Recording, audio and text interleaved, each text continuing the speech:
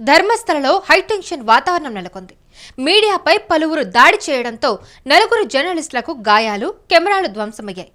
ధర్మస్థల హత్యల విషయంలో తప్పుడు ప్రచారం చేస్తున్నారంటూ ఆయన మీడియాపై ఆగ్రహం వ్యక్తం చేశారు. ఈ క్రమంలో స్థానిక ప్రజలు మీడియాకు మద్దతుగా నిలిచారు. దీంతో స్థానికులు దాడి చేసిన వారి మధ్య ఘర్షణ మొదలైంది. పరిస్థితి చేయి దాటడంతో కంట్రోల్ చేయడానికి పోలీసులు లాఠీచార్జ్ చేపట్టారు. మృతదేహాల కోసం తవ్వకాలు జరిపే 13వ నెంబర్ లొకేషన్ వద్ద ఈ ఘటన చోటు చేసుకుంది. అయితే ధర్మస్థలలో 5 బెటాలియన్ల పోలీసులు భారీగా మోహరించారు.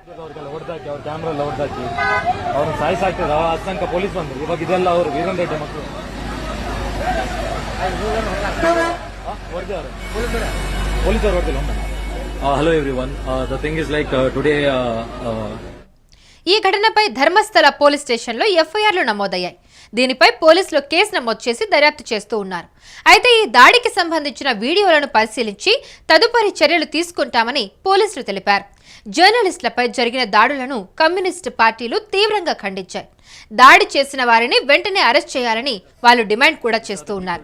అయితే ధర్మస్థల ప్రాంతంలో గత 2 దశాబ్దాలుగా వందల సంఖ్యలో హత్యలు, లైంగిక వేధింపులు జరిగాయని, వాటికి సంబంధించిన మృతదేహాలను పూడ్చిపెట్టారని ఒక మాజీ పారిశుద్ధ కార్మికుడు చేసిన ఆరోపణలు సంచలనం సృష్టించాయి. అయితే ఈ ఆరోపణల నేపథ్యంలో ప్రభుత్వం సిట్ను ఏర్పాటు చేసింది. సిట్ బృందం దర్యాప్తు కొనసాగిస్తూ ఉంది. అయితే ఈ కేసులో ప్రధానంగా 4 జర్నలిస్టులపై దాడి, అసహజ మరణాల రికార్డుల మాయం కావడం, కొత్త సాక్ష్యాలు ముందుకు రావడం వంటి అంశాలైతే ఇప్పుడు కీలకంగా మారాయని చెప్పుకోవచ్చు.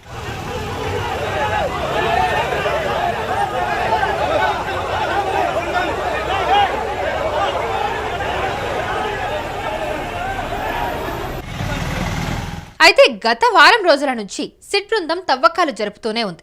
ఈ తవ్వకాల్లో కొన్ని మానవ శరీర అవశేషాలు బయటపడినట్టు సమాచారం. అయితే ఈ కేసులో కొత్త సాక్షులు ముందుకు వస్తున్నారు.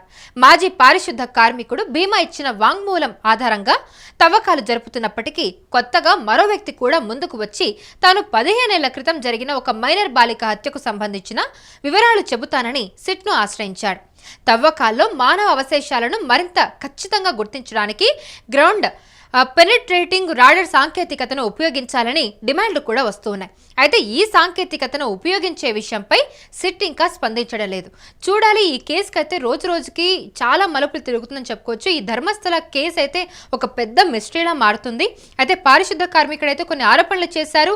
అతను సహకరిస్తూ ఉన్నారు ఇప్పుడు ఇన్వెస్టిగేషన్కి కూడా. అయితే ఇప్పుడు మరి ఇంకొక వ్యక్తి కూడా వచ్చి సాక్షిగా నేను వివరాలను చెప్తానని చెప్పి కూడా ముందుకు రావడం జరిగింది.